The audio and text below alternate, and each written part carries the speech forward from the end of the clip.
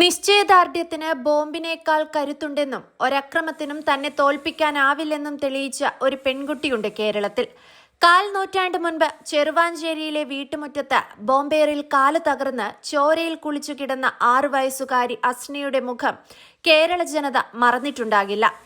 ആത്മവിശ്വാസത്തിന്റെ പടവുകൾ കയറിയ ഡോക്ടറായ അസ്നയുടെ വിജയങ്ങൾ കേരളം ഒന്നിച്ചായിരുന്നു ആഘോഷിച്ചത്. ഇപ്പോഴിതാ അക്രമരാഷ്ട്രീയത്തിന്റെ ഇരയായ അസ്ന സുമംഗലിയാവുകയാണ്.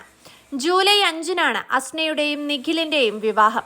2000 സെപ്റ്റംബർ 27-ന് നടന്ന പഞ്ചായത്ത് തിരഞ്ഞെടുപ്പ് ദിനത്തിലാണ് സഹോദരൻ ആനന്ദിനൊപ്പം വീട്ടുമുറ്റത്ത് കളിക്കുകയായിരുന്ന 5 വയസ്സുകാരിയായ അസ്നയുടെ നേർക്ക ബോംബ് വന്നു വീണത്.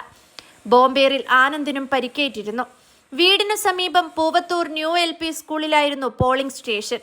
അവിടെയുണ്ടായ അക്രമത്തിനിടെ എറിഞ്ഞ ബോംബ് അസ്നയുടെ വീട്ടുമുറ്റത്തേക്ക് വീഴുകയായിരുന്നു. പരിക്കേറ്റ അസ്നയ്ക്ക് പിന്നീട് വലതുകാൽ മുറിച്ചു മാറ്റേണ്ടി വന്നു. എന്നാൽ വിധിക്കെതിരെയുള്ള പോരാട്ടമായിരുന്നു അസ്നയ്ക്ക് തുടർന്നുള്ള ജീവിതം.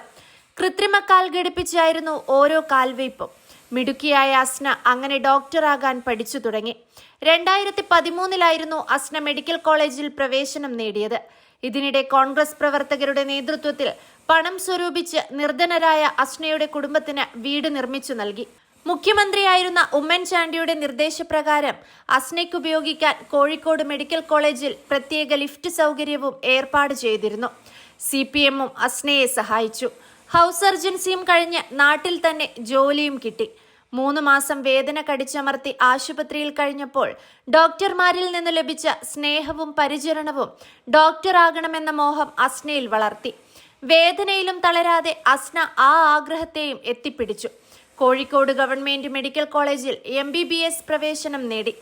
എന്നാൽ അന്ന് 4-ാം നിലയിലെ ക്ലാസ് മുറിയിലേക്ക് കയറാനാകാതിരുന്ന അസ്നയ്ക്കായി അന്നത്തെ മുഖ്യമന്ത്രി ഉമ്മൻചാണ്ടി 38 ലക്ഷം രൂപ ചിലവിൽ കോളേജിൽ ലിഫ്റ്റ് സ്ഥാപിച്ചു.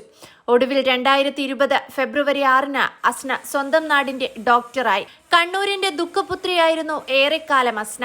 കണ്ണൂരിലെ കണ്ണില്ലാത്ത അക്രമ രാഷ്ട്രീയത്തിനിരയായി വലതുകാൽ നഷ്ടപ്പെട്ട ചെറുവാഞ്ചേരിയിലെ അസ്ന ഏറെക്കാലം വാർത്തകളിൽ നിറഞ്ഞു നിന്നു.